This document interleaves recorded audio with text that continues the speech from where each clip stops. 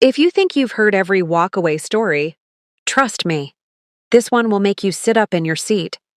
Because sometimes the classiest revenge is silence.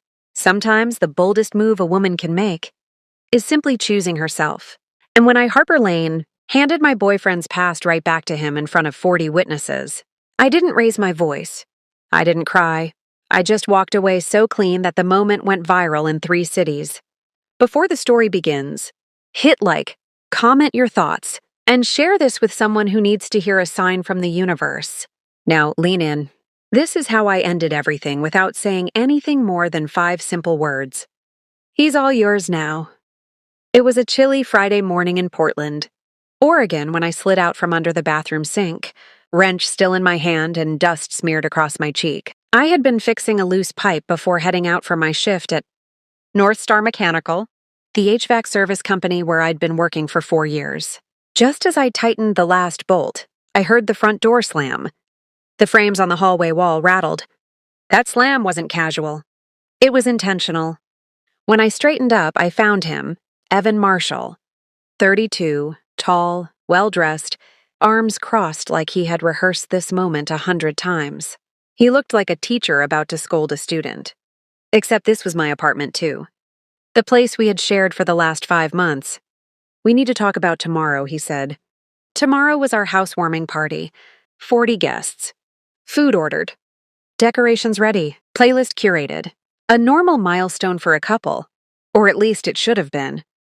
I wiped my hands on a cloth. What about it? I asked, standing up straighter. Evan inhaled deeply, puffing his chest like he was about to deliver a TED Talk no one asked for. I invited someone, he said. Someone important to me, and I need you to be mature about it. The way he said mature felt like a slap. My stomach tensed. Who? I asked. Marissa. The air around me froze.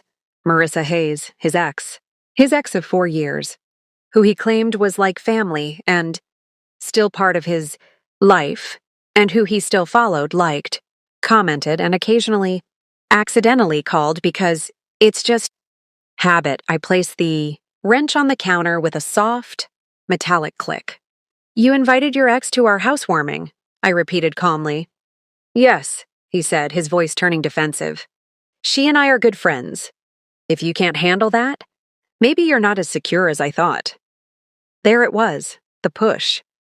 The manipulation dressed as moral superiority. He continued, I need you to be calm, mature, not dramatic. Can you do that? Or is this going to be a problem? I stared at him. He expected a fight. He wanted one. He wanted to be the reasonable man telling his unstable girlfriend to calm down. But instead I smiled. Not sweetly, not warmly, but with a steady composure that even surprised me. I'll be extremely mature about it, I said. Promise. His eyebrow twitched. That wasn't the answer he wanted. He studied my face, searching for sarcasm, searching for a reaction he could control. He found nothing. Great, he said, relieved. Glad you're not going to freak out. He turned away, humming as he pulled out his phone, probably, texting someone about how understanding I was. The moment he disappeared into the bedroom, I exhaled slowly. Then I reached for my phone and texted my coworker and closest friend, Jenna, who was 31, divorced and owned the spare bedroom in her tiny bungalow. Is that room still open? Might need a place for a bit. Her reply came fast. Girl always. What happened? I'll explain tomorrow. Just need space. Say no more. Doors open. I set the phone down. My heart wasn't broken. It wasn't even cracked. It was awakening. That was the moment I knew I was leaving. For good. The next morning, Evan was still asleep when I quietly got ready for work. I tiptoed through the apartment like a ghost no one noticed. At North Star Mechanical, I went through my day like nothing was wrong. Changed 2 furnace motors, repaired a rooftop unit, installed ductwork in a new construction loft. At lunch, I sat in my work van, watching texts from Evan light up my phone, all about the party, the catering arrival, the wine choices, the guest confirmations, not a single mention of the ex he had crowned important. He thought the matter was settled. He thought his dominance was accepted. He had no idea the most mature, Response in the world was loading. Quietly in the background. After work, I drove to my credit union and transferred every dollar of my savings, 14,800 to a brand new account he didn't know existed. Then I placed my passport, birth certificate, my late father's pocket watch, the photo albums from my childhood, and my laptop into a duffel bag hidden beneath the back seat of my van. Not running, not hiding, preparing.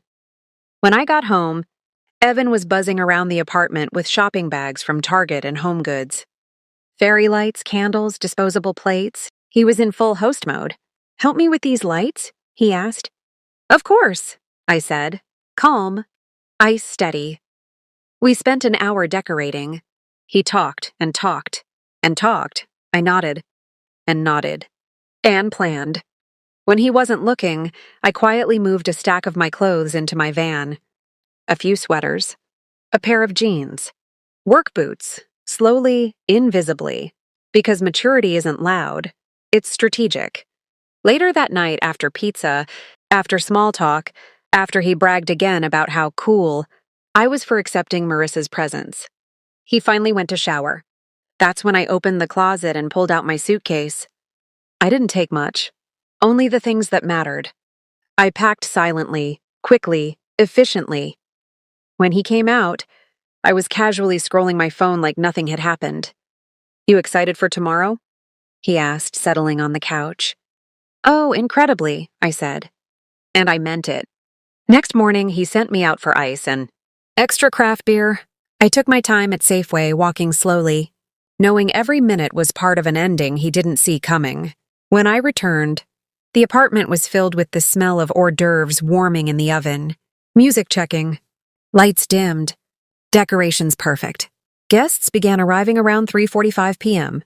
His work friends. His gym friends. His sister's college roommate. People I barely knew. I hosted politely. Poured drinks. Smiled. Answered questions about the apartment even though I knew I was hours from never seeing it again. My friend Jenna arrived and pulled me aside. "Harper, what's happening?" "Something's off." "Stay close," I whispered. "You'll see." At exactly 5:12 p.m., Evan kept glancing at the door, checking his watch, fixing his hair. He was waiting for her. And when the doorbell finally rang, he lit up like a man awaiting a trophy. But I reached the door first. I opened it. And there she was, Marissa, 29, stunning, polished, holding 2 bottles of Napa Valley Pinot Noir like she was entering a photo shoot. She smiled brightly. "Hi, I'm Marissa. Great to finally meet you." And I, Harper Lane, age 30, HVAC tech, woman with nothing left to prove, took her hand, smiled back politely, and said the 5 words that detonated the room. "He's all yours now." Silence. Pure, hard, stunned silence.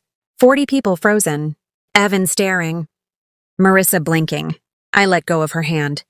Reached calmly for my leather jacket from the rack. Slipped it on. Took one slow look around the room. "Enjoy the party, everyone," I said softly, and without a single tremble in my voice or heart. I walked out the door. When the door closed behind me, the chill of the Oregon evening brushed against my face. But inside my chest was a warmth, quiet, confident, victorious. I didn't rush. I didn't cry. Not even a shaky breath. Instead, I walked down those apartment steps like I was stepping into a new version of myself. My van was parked across the street, packed silently the night before, ready like a trusted friend waiting for me to wake up. As I reached the van, I heard the apartment door slam open behind me. His voice sliced through the evening air. "Harper!" Evan shouted, disbelief twisting his tone. "What the hell is this? What are you doing?" I didn't turn immediately. I let him come closer. Let him feel the weight of not being in control for the first time. When he finally reached me, breath heavy, face flushed with humiliation from the audience watching through the windows, I turned calmly. "You wanted maturity," I said softly. "This is what it looks like." He blinked like he didn't understand English. "You're being dramatic." "You made a scene." "I didn't raise my voice," I said. "Didn't fight. Didn't accuse. Didn't embarrass you." I held his gaze. You invited your ex to a party that was supposed to celebrate us, a life we were building, and you told me to be mature about it. So I was. His jaw flexed. You're throwing us away over something small? You're being insecure. That word again, his favorite poison. Insecure women scream, I said. Confident women leave. His eyes hardened. You're overreacting. Marissa is important to me. She's part of my past. Exactly, I said. Your past. Not my present. And definitely not my future. He stepped back, stunned. I reached for the van door. Good luck explaining this inside. And trust me, they saw everything. His mouth opened, but nothing came out. For once, he had no script. No rehearsed explanation. No narrative where he got to be the victim. I got inside my van, started the engine, and drove away from the apartment, from him, from the version of myself that tolerated the bare minimum wrapped in fake charm. I drove straight to Jenna's house. Her porch light was already on when I pulled into the driveway. The moment I stepped out, she opened the front door, face full of shock and excitement. Harper! That was wow. I've never seen you walk away like that. You didn't even look back. I threw my duffel on her couch and sank into it. I thought I'd feel sad, I admitted. But I don't. I feel free. Jenna handed me a glass of ginger ale. I took a sip, letting the fizz settle my nerves. You know why you feel free? She said. Because you didn't just leave him. You left the version of yourself that thought you needed someone like him. She sat beside me, tucking her legs under herself. Tell me everything. I did. Every detail. Every red flag I had ignored. How Evan always kept one foot in his past. How he craved validation from women he claimed not to care about. How he made me feel guilty for wanting boundaries. Jenna shook her head. Girl, he was emotionally auditioning old chapters, while expecting you to act like the final one. I exhaled a laugh. Exactly. After an hour, I showered and slipped into one of Jenna's oversized sweatshirts. My body was tired, but my mind felt sharp, like clarity had finally arrived. I slept in her spare bedroom, the scent of lavender drifting from the diffuser she kept on the nightstand. No nightmares. No overthinking. Just deep, uninterrupted peace. The next morning, my phone buzzed nonstop. Missed calls, texts, voicemails. My screen filled with Evan's attempts to rewrite what had happened. We need to talk. You misunderstood. You overreacted. Come home so we can discuss this like adults. You embarrassed me. I can't believe you left like that. Please, can we fix this? I turned my phone off. I wasn't interested in playing translator. For someone who only understood his own language. I spent the morning helping Jenna rearrange her living room and fixing her broken thermostat. Around noon, I went outside to sweep her porch when a silver SUV pulled up. Evan, I closed my eyes briefly, gathering calmness like armor. He stormed out of the car. You blocked me? Really? That's your grand maturity? I rested the broom against the railing. What do you want, Evan? I want answers, he snapped. Why would you leave me like that? I didn't leave you, I said. I left who you are. You're punishing me for inviting a friend, he spat. A friend? I repeated. You called her important. You hid conversations with her. You compared me to her. You kept her in a role she didn't belong in anymore. He scoffed. You're twisting it. If it was harmless, I said, you wouldn't need to defend it this hard. He stepped closer. Come home. No. His eyes widened. What do you mean, no? I mean, no, I said again. As in, I'm done. He stared like the word physically struck him. You're not thinking clearly. You love me. I did, I replied. But I love myself more. He scoffed again, rubbing his face. This is crazy. You're overreacting. You ruined everything. Wrong, I said gently. I saved myself. He pointed at me like a prosecutor. You'll regret this. Maybe, I said. But I doubt it. He stood there, breathing hard, trying to regain the upper hand. When he realized he couldn't, his posture changed. His voice softened. Harper, please. I messed up. I know I did. But walking out like that, it made me look like an idiot. You did that yourself. I said quietly. I just walked away. A long silence settled between us. Wind rustled through the maple tree above us. Somewhere down the street, a dog barked. Finally, he whispered, "So this is it?" "Yes," I said. "This is it." He nodded slowly, heartbreak flashing across his face. Not the heartbreak of losing love, but the heartbreak of losing control. And then he left. No dramatic exit. No shouting. No begging. Just a quiet, defeated walk back to his SUV. I watched the car disappear around the corner. And just like that, the chapter ended. Over the next few days, I fell into a rhythm. Work, help Jenna, cook dinner together. Late night movies. Healing didn't feel dramatic. It felt practical, grounded, real. One evening, after a long shift repairing AC units at a lakeside cottage, Jenna and I sat on her porch drinking iced tea. "So," she said playfully, "what's next for you?" I gazed up at the sky.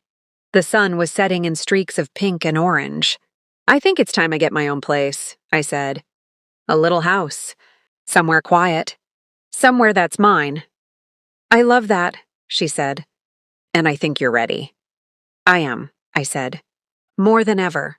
A week later, I found it, a small rental house on the east side of Portland. Blue shutters. A porch swing. A tiny backyard perfect for morning coffee. I signed the lease the same day. As I moved my things in, I played music loud, dancing between empty rooms, feeling a joy I hadn't felt in years. Independence wasn't lonely. It was liberating. Peace wasn't quiet, it was powerful. On my first night there, I sat on the porch swing, wrapped in a blanket, listening to the crickets. I pulled out my phone and opened the camera. I recorded a message, not for Evan, not for closure, but for myself. "Sometimes the strongest thing you can do," I said into the lens, "is walk away before someone pushes you to break." Sometimes maturity isn't holding on, it's letting go with grace. I ended the recording, saved it, and smiled. 'Cause my story wasn't about heartbreak. It was about choosing myself, about walking away without shouting, about leaving quietly but powerfully. And if you're listening to this story, right now, if you're watching this video, then hear me clearly. You deserve someone who chooses you fully. Not halfway, not conditionally, not as backup, completely. So if you're standing at your own crossroads, choose you. Walk away if you must, and do it with dignity, because sometimes silence is the loudest statement you will ever make.